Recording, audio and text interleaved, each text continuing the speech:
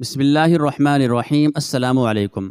قاضی ابو الحسین محمد بن عبد الواحد ہاشمی رحمۃ اللہ علیہ بیان کرتے ہیں کہ خلیفہ معتضد باللہ کے دور خلافت میں ایک تاجر کا کسی سرکاری عہدیدار پر بہت سا مال قرض تھا۔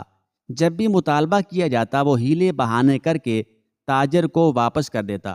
اس تاجر کا بیان ہے کہ جب میں نے دیکھا کہ میرا مال کسی طریقے سے نہیں مل رہا تو میں نے اہل ثروت اور اعلیٰ عہدے داروں سے بات کی، حتیٰ کہ وزیر سے بھی سفارش کروائی، لیکن مجھے میرا مال نہ مل سکا۔ اب صرف خلیفہ تک شکایت پہنچانا باقی تھی، لیکن یہ آسان کام نہ تھا۔ ایک دن مجھے میرے ایک دوست نے کہا، آؤ میرے ساتھ چلو، میں تمہیں ایک ایسے شخص کے پاس لے چلتا ہوں جو تمہارا مال واپس دلوا دے گا اور تمہیں خلیفہ کے پاس شکایت کرنے کی حاجت نہ ہوگی۔ میں اس کے ساتھ چل دیا۔ وہ مجھے ایک درزی کے پاس لے گیا جو قریبی مسجد میں امام بھی تھے۔ میرے دوست نے میرا حال بیان کیا اور آنے کا مقصد بتایا تو امام صاحب فوراً ساتھ ہو لیے۔ ہم اس افسر کے گھر کی طرف چل دیے۔ میں نے اپنے دوست سے کہا، تم نے مجھے، اپنے آپ کو اور اس غریب درزی کو مصیبت میں ڈال دیا ہے۔ وہ ظالم افسر تو بڑے بڑے لوگوں کی باتوں پر کان نہیں دھرتا، وزیر جیسے با اثر شخص کی سفارش اس کے سامنے کچھ کام نہ کر سکی، پھر بھلا اس غریب درزی کی بات کو وہ کیا اہمیت دے گا؟ میری بات سن کر میرے دوست نے مسکراتے ہوئے کہا، تم خاموشی سے دیکھتے رہو، ہوتا کیا ہے؟ میں خاموش ہو کر چلتا رہا۔ جیسے ہی ہم اس ظالم افسر کے گھر کے قریب پہنچے، اس کے غلاموں نے بڑے باادب طریقے سے آگے بڑھ کر درزی کا ہاتھ چومتے ہوئے پوچھا، عالی جا، آپ کی تشریف آوری کا کیا مقصد ہے؟ ہمارا مالک ابھی ابھی سفر سے واپس آیا ہے، اگر آپ حکم دیں تو ہم فوراً اسے بلا لاتے ہیں، اور اگر آپ چاہیں تو اندر تشریف لے چلیں اور خدمت کا موقع دیں، ہمارا مالک کچھ ہی دیر میں آ جائے گا۔ درزی نے کہا، چلو ہم اندر چل کر بیٹھ جاتے ہیں۔ ہم ایک خوبصورت کمرے میں بیٹھ گئے۔ کچھ دیر کے بعد وہ افسر آیا اور درزی کو دیکھتے ہی بہت تعظیم و توقیر کرتے ہوئے بڑے خوش آمدانہ لہجے میں بولا، حضور، ابھی ابھی سفر سے واپسی ہوئی ہے، میں اس وقت تک سفر کے کپڑے تبدیل نہیں کروں گا جب تک آپ کے آنے کا مقصد پورا نہ کر دوں۔ حکم فرمائیں، میں آپ کی کیا خدمت کر سکتا ہوں؟ امام صاحب نے میری طرف اشارہ کرتے ہوئے کہا، فوراً اس کا مال اسے دے دو۔ افسر نے کہا، عالی جا، اس وقت میرے پاس صرف 5000 درہم ہیں، آپ اس سے کہیں کہ فی الحال یہی 5000 درہم کی رقم قبول کر لے اور بقیہ رقم کے بدلے میرا سامان تجارت رہن رکھ لے، میں 1 مہینے کے اندر اندر اس کی رقم واپس کر دوں گا۔ درزی نے میری طرف دیکھا تو میں نے فوراً یہ شرط قبول کر لی۔ افسر نے 5000 درہم اور سامان تجارت میرے حوالے کیا۔ میں نے امام صاحب اور اپنے دوست کو گواہ بنایا کہ اگر 1 ماہ کے اندر اندر اس نے میری رقم واپس نہ کی تو میں اپنی رقم کی مقدار کے مطابق اس کا سامان تجارت بیچنے کا اختیار رکھتا ہوں۔ پھر دستاویز پر دستخط ہوئے اور ہم واپس آ گئے۔ میں اپنا حق ملنے پر بہت خوش تھا اور حیران بھی تھا کہ نہ جانے اس امام صاحب میں ایسی کون سی طاقت ہے کہ جس کی وجہ سے ظالم افسر اتنا مہربان ہو گیا اور اس کی اتنی تعظیم و توقیر کی۔ بہرحال ہم واپس درزی کی دکان پر آئے تو میں نے سارا مال درزی کے سامنے رکھتے ہوئے کہا، اللہ عز و جل نے آپ کی برکت سے میرا مال مجھے واپس دلوا دیا ہے۔ میں اپنی خوشی سے کچھ مال آپ کی نظر کرنا چاہتا ہوں، آپ اس رقم میں سے تہائی مال یا نصف مال قبول فرما لیں۔ امام صاحب نے کہا، کیا تم ایک اچھے کام کا بدلہ بری چیز سے دینا چاہتے ہو؟ میں اس میں سے کچھ بھی نہیں لوں گا، جاؤ، اللہ عز و جل تمہیں برکت دے۔ میں نے کہا، عالی جا، مجھے آپ سے ایک اور کام بھی ہے۔ کہا، بتاؤ۔ میں نے کہا، اس ظالم افسر کے سامنے بڑے بڑے لوگ بے بس ہو گئے، لیکن آپ کی بات اس نے فوراً مان لی، آخر وہ آپ کی اتنی تعظیم کیوں کرتا ہے؟ امام صاحب نے کہا، تمہارا مال تمہیں مل چکا ہے، جاؤ اپنا کام کرو اور مجھے بھی کام کرنے دو۔ میں نے جب بہت اصرار کیا تو امام صاحب نے اپنا واقعہ کچھ یوں بیان کیا: ہمارے گھر کے راستے میں ایک ترکی افسر کا گھر ہے۔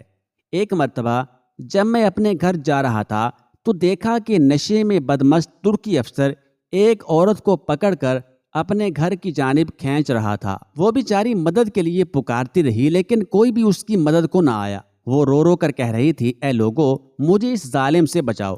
میرے شوہر نے قسم کھائی ہے کہ اگر میں نے اس کے گھر کے علاوہ کسی اور کے ہاں رات گزاری تو مجھے طلاق دے دے گا۔ اگر یہ ظالم مجھے اپنے گھر لے گیا تو میرا گھر برباد ہو جائے گا اور میں رسوا ہو جاؤں گی۔ خدا کے لیے مجھے اس ظالم سے نجات دلاؤ۔ وہ مظلومہ اسی طرح فریاد کرتی رہی لیکن کوئی بھی اس کی مدد کو تیار نہ ہوا۔ میں جذبہ ایمانی کی بدولت اس ظالم کی طرف بڑھا اور عورت کو چھوڑنے کے لیے کہا۔ اس نے ایک لوہے کا ڈنڈا میرے سر میں مارا اور خوب تمانچے مارے، پھر اس عورت کو زبردستی اپنے گھر لے گیا۔ میں زخمی حالت میں غمگین اور پریشان اپنے گھر آیا، زخم سے خون دھو کر پٹی باندھی اور کچھ دیر بستر پر لیٹ گیا۔ پھر عشاء کی نماز پڑھنے مسجد گیا اور نماز کے بعد تمام نمازیوں کو اس ظالم ترکی افسر کی حرکت سے آگاہ کرتے ہوئے کہا: تم سب میرے ساتھ چلو، یا تو وہ عورت کو چھوڑ دے گا ورنہ ہم اس کا مقابلہ کریں گے۔ لوگوں نے میری تائید کی اور ہم اس کے گھر کی جانب چل دیے۔ وہاں پہنچ کر ہم نے عورت کی رہائی کا مطالبہ کیا تو اس ظالم ترکی افسر کے کئی غلاموں نے مل کر ہم پر ڈنڈوں سے حملہ کیا۔ سب مجھے اکیلا چھوڑ کر بھاگ گئے۔ چند غلاموں نے مجھے پکڑ کر خوب مارا اور شدید زخمی کر دیا۔ میرا ایک پڑوسی مجھے اٹھا کر گھر لے آیا۔ گھر والوں نے زخموں پر دوا لگا کر پٹی باندھ دی۔ مجھے کچھ دیر نیند آ گئی لیکن کچھ ہی دیر بعد درد کی شدت سے آنکھ کھل گئی۔ میں سوچ رہا تھا کہ اس بیچاری کو کس طرح بچایا جائے۔ اگر فجر طلوع ہونے تک وہ اسی ظالم کے قبضہ میں رہی تو اس کو طلاق ہو جائے گی اور اس کا گھر برباد ہو جائے گا۔ اے کاش طلوع فجر سے قبل ہی وہ ظالم اسے چھوڑ دے۔ پھر اچانک مجھے خیال آیا کہ اس ظالم نے شراب پی رکھی ہے، اسے اوقات کی معلومات بھی نہیں۔ اگر میں ابھی اذان دے دوں تو وہ یہی سمجھے گا کہ فجر کا وقت ہو گیا ہے اور وہ اس عورت کو چھوڑ دے گا۔ اس طرح کم از کم اس بیچاری کا گھر تو بچ جائے گا۔ بس یہ خیال آتے ہی میں گرتا پڑتا مسجد پہنچا اور مینارے پر چڑھ کر بلند آواز سے اذان دی اور اس ترکی افسر کے گھر کی طرف دیکھنے لگا۔ ابھی کچھ دیر ہی گزری تھی کہ باہر کی ساری سڑک گھوڑوں اور سپاہیوں سے بھر گئی۔ سپاہی بلند آواز سے کہہ رہے تھے: اس وقت اذان کس نے دی ہے؟ پہلے تو میں خاموش رہا، پھر یہ سوچ کر کہ شاید اس عورت کی رہائی پر یہ سپاہی میری مدد کریں، میں نے پکار کر کہا: میں یہاں موجود ہوں اور میں نے ہی اذان دی ہے۔ سپاہیوں نے کہا: جلدی نیچے آؤ، تمہیں امیر المؤمنین بلا رہے ہیں۔ میں ان سپاہیوں کے ساتھ خلیفہ معتضد باللہ کے پاس آیا۔ اس نے بڑی شفقت سے مجھے اپنے قریب بٹھایا اور تسلی دینے لگا۔ میرا خوف جاتا رہا اور جب بالکل مطمئن ہو گیا تو کہا: تجھے کس نے مجبور کیا کہ تو وقت سے پہلے اذان دے کر مسلمانوں کو دھوکہ دے؟ ذرا سوچ تو صحیح کہ مسافر تیری اذان سے دھوکہ کھا کر سفر شروع کر دیں گے، روزی دار کھانے پینے سے رک جائیں گے، حالانکہ ابھی سحری کا وقت باقی ہے۔ بتا، کس چیز نے تجھے اس کام پر مجبور کیا؟ میں نے ڈرتے ہوئے کہا: اگر امیر المؤمنین مجھے جان کی امان عطا فرمائیں تو میں کچھ عرض کرتا ہوں۔ خلیفہ نے کہا: تمہیں امان دی جاتی ہے، سچ سچ بتاؤ۔ میں نے اس ظالم ترکی افسر اور عورت کا سارا واقعہ کہہ سنایا اور اپنے زخم بھی خلیفہ کو دکھائے۔ خلیفہ نے غضبناک ہو کر سپاہیوں کو حکم دیا کہ ابھی ابھی اس ترکی افسر اور اس مظلومہ کو میرے سامنے حاضر کرو۔ کچھ ہی دیر میں سپاہی اس ترکی افسر اور عورت کو خلیفہ کے پاس لائے۔ خلیفہ نے مجھے ایک کمرے میں بھیج کر عورت سے حقیقت حال دریافت کی تو اس نے بھی وہی کچھ بتایا جو میں نے بتایا تھا۔ خلیفہ نے چند قابل اعتماد عورتوں اور سپاہیوں کے ساتھ عورت کو اس کے گھر بھیج دیا اور اس کے شوہر کو پیغام بھجوایا کہ اس عورت کے ساتھ احسان اور بھلائی والا معاملہ کیا جائے، کیونکہ یہ بے قصور ہے اور اگر اس پر سختی کی گئی تو سخت سزا دی جائے گی۔ پھر خلیفہ نے مجھے بلایا اور اس ترکی افسر کو مخاطب کر کے پوچھا: بتا، تجھے کتنی تنخواہ ملتی ہے؟ بتا، تجھے کاروبار سے کتنا نفع ملتا ہے؟ تیرے پاس کتنی کنیزیں اور لونڈیاں ہیں؟ تیری سالانہ آمدنی کتنی ہے؟ ترکی افسر نے اپنی کثیر آمدنی اور کنیزوں کے بارے میں بتایا تو خلیفہ نے کہا، اتنی نعمتیں ملنے کے باوجود تو نے اپنے پاک پروردگار عز و جل کی نافرمانی کی ہے۔ کیا تجھے حلال چیزیں کافی نہ تھیں جو تو نے حرام کی طرف ہاتھ بڑھایا؟ اب تجھے دردناک سزا دی جائے گی۔ اے سپاہیوں، جلدی چمڑے کا تھیلا اور چونا لے کر آؤ۔ چمڑے کا مضبوط تھیلا اور چونا لایا گیا۔ اس ترکی کو تھیلے میں بند کر کے اوپر سے چونا ڈال کر ہتھوڑوں سے ضربیں لگائی گئیں۔